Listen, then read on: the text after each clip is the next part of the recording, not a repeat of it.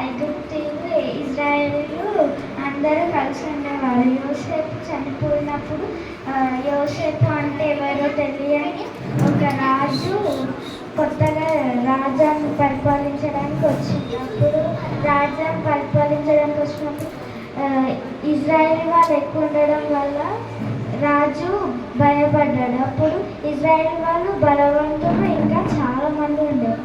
అప్పుడు రాజు అంటున్నాడు, ఇజ్రాయేల్ వాళ్ళని ఈ నుంచి పంపించాలి, చాలా కష్టపెట్టాలి అని అనుకున్నారు.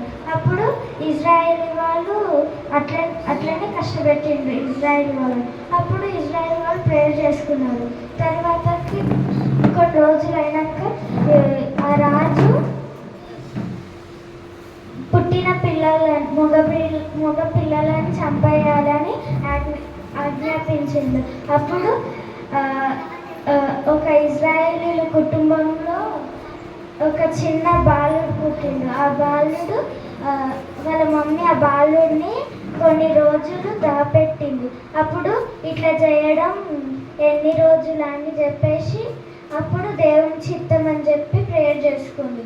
తర్వాత కొన్ని రోజులకి ఒక పెట్టె జమ్ము పెట్టెలో పెట్టి వదిలేసింది నది ఒడ్డున.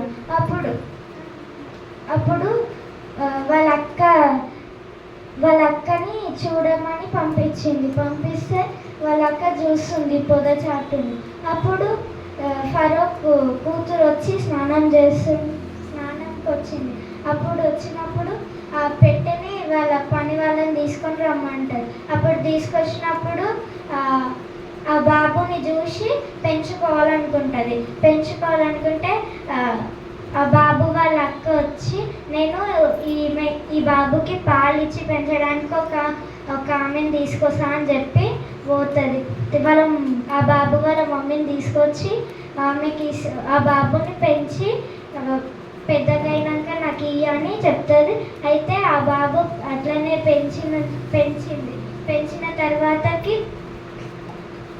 అప్పుడు పెద్దగా అయినాక ఫరో కుమార్తె వచ్చి తీసుకొని ఆ బాబుకి మోషే అని పేరు పెడుతుంది.